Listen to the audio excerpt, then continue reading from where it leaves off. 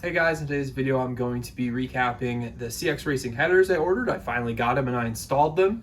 It may sound like I'm bashing them. The product itself is actually really amazing, but it's the fact of how difficult they are to install that I'm usually trashing in the video.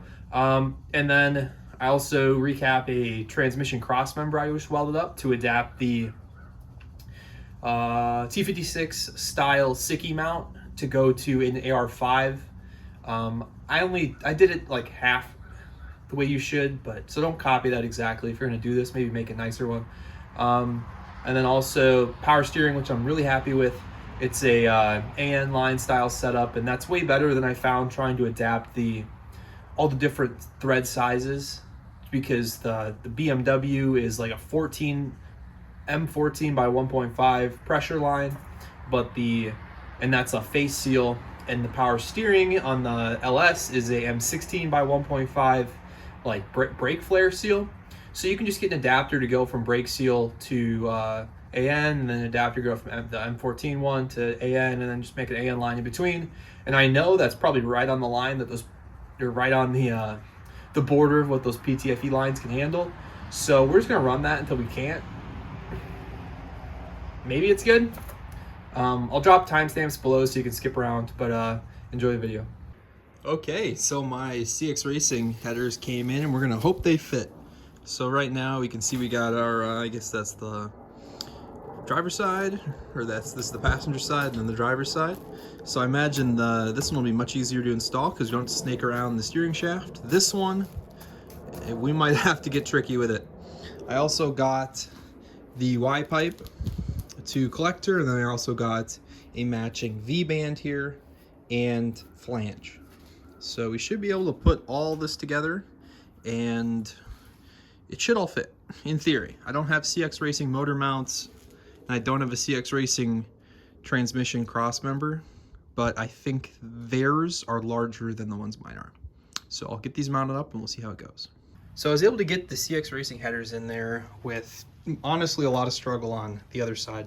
This one here, this was easy. This one you had to go put the whole header under the vehicle and then pull up this corner through the gap between, I guess, the chassis and the subframe. So you could pull it up and the engine mount.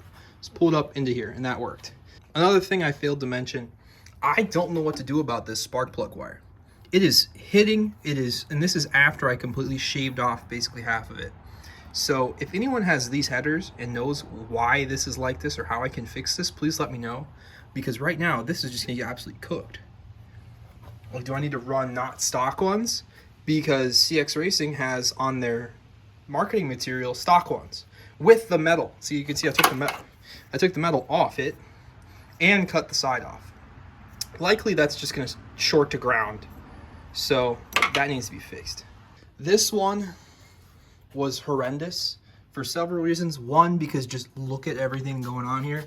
It actually threads through the steering shaft, threads through it. Two going over, two going under. You have all the brake lines and now my new fuel lines. Everything is right here. And I need to redo some stuff because I didn't know this is how this was going to be. So obviously, header, fuel line, stupid. That needs to be fixed. But to get this in here, I actually had to remove that entire engine mount, jack it up by the oil pan, which I know, but jack it up by the oil pan and essentially have the whole engine pivot about that bolt, that engine mount. So the whole engine came up like that. And then I was able to slip it up through. And that was still with a lot of struggle, even after having the whole engine tipped. So they're in now. I guess another thing also, I'm still trying to figure out how exactly to do the V-bands down under here, because as you can tell, this is looking like proper race car. And yeah, ignore the oil filter. Don't worry about that. That's the reason that's like that is because that's the truck oil filter, and I did not put the LS, I guess the adapter for the oil filters inside this oil pan. So this is still running the truck ones, but I have the adapter just sitting in my toolbox over there. So in theory, you can run the shorter ones, but that's just because I dropped the engine one time. Don't worry about it though. We have these two V-bands. They're not tight, they're just sitting there. And the reason is because I wanted to finish my transmission crossmember, which I did make an adapter, and it is kind of rough, but the adapter does what it's supposed to do, and it goes from the T56 location to the AR5 location. So you can see my adapter there. I know it's only single shear. Normally the Sicky ones grab both sides of that bushing, but you gotta do what you gotta do. And right now that's just drooping from its weight, but it will hopefully get sucked up when it's all bolted up and when there's an exhaust hangers and I guess the rest of an exhaust. So I'm very happy with all this, and the transmission's sitting up there all nice, and the exhaust is sitting here all nice. So what I think now is I'm gonna tighten down those V-bands, make sure everything's all good, and then make sure I didn't break anything, just because I pulled this thing in and out so many times. And I did run it with my new relay system. So I have these 4 relays, and I have a whole separate video on that. I don't know if I'm gonna even release that video just because it's kind of so boring and so tedious. Maybe I will, maybe I won't. You guys, one person says they want it, I'll release it. So this is what we got right now though. So maybe after I get those things tightened up and all the other stuff I talked about, I will get it running again to go out the exhaust to see what it actually sounds like. But right now we're starting to get things actually polished up here. Still need a drive shaft. That's the next big thing. So if anyone has any ideas how to go from the 6-bolt differential to the slip yoke 1310 U-joint, let me know. I mean, I can go with custom. I know there's an adapter plate to go from the 6-bolt to a 4-bolt that has the U-joints on it, and then you just do U-joint in the back, U-joint in the front, and custom drive shaft. Maybe, but if there's a slicker way, maybe with off-the-shelf or OEM parts, I'd be down for that. More than a whole bunch of custom adapter plates, just because of cost. But yeah, this thing's looking pretty good, and I want to get it running again. I need that dopamine hit. Hey guys, so this is gonna be my solution for the power steering. So I have this adapter, which, as you can tell, this is just your standard threading, and it seals on the face of this nut here. This is a what is it, M14 by 1.5 on this side, and then this is a 6AN on this side. Then this is a 6AN to a high pressure PTFE style hose, and then same thing on the other side. And then this is a 6AN to M16 by 1.5 also. So this is 1.5, 1.5, but this is a M14 and this is an M16. And I'm gonna use that hose in between. And I can show you what it's gonna look like probably on the vehicle. So right now I've had this looped, and this has actually been really nice just for testing, just to keep fluid in the pump so it doesn't run dry. What I'm gonna do is take this barb fitting out, and this is an M16 by 1.5 to a, I think, 3/8 barb, or whatever hose barb that is. And I'm gonna reuse that and put that on the out of the BMW, because that's an M16 by 1.5, and then the pressure side is an M14 by 1.5, which you guys already saw on the table over there.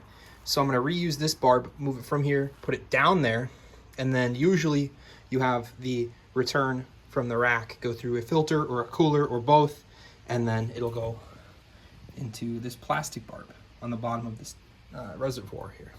So that's the plan right now. I'm fairly confident it's going to all work out, but not 100%. So I will cut those lines and see if it fits upright and see if we run into any problems. So I got my line done here with these 290s on it, and 290s are always difficult because you kind of got to clock them right. But you can see I got my fitting in there, and I just added tape. I know you're not supposed to have tape on those. It actually seals on the flange, but I just preferred that. And then same story down there is AN line, but that's a face seal rather than a flare seal, like a brake flare. This is a brake flare. That's just a face. So now they both should be AN, and this guy should go right on. So sure enough, we got it going from the pump down to the rack. Everything looks good. Now I got this I guess M16 by 1.5 to 3/8 hose, I believe. Don't quote me on 3/8, but maybe 5/16. It's basically a low pressure side. This one I'm just gonna run up to that nipple for now, because Essentially, I don't have a cooler. I don't know where a cooler would go. I don't have a filter. I don't know where a filter would go. But right now, I'm just to get it from stop leaking. We're gonna go from the rack up to the reservoir. Okay, so yeah, everything went according to plan. 3/8 hose going from that fitting down there on the low pressure side just up to here. I understand we need a filter, we need a cooler, we need various other things in this low pressure side loop, but for now we have some very cheap silicone tubing just going there. So what I'm gonna do is fill this guy up and I guess make sure everything here. You know what, why is that fitting? Maybe it's just the sunlight. That fitting looks a little pulled in. Well, we'll know if it leaks, we know if it doesn't. I'm gonna clean up all this, and if we see leaks, then we know we did something wrong. All right, I hope you guys enjoyed this video. I'm gonna outro it with a good little startup.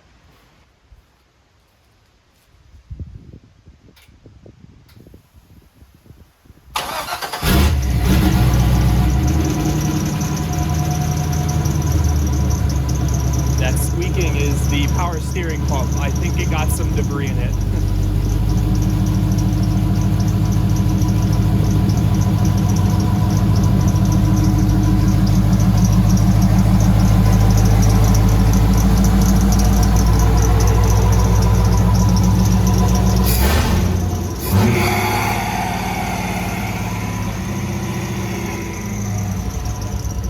I think my TPS is still a little sensitive, so I have to clock it right. That's why it's doing that weird rev hang. But yeah, it's coming along. Thanks for watching, guys. Catch you in another video.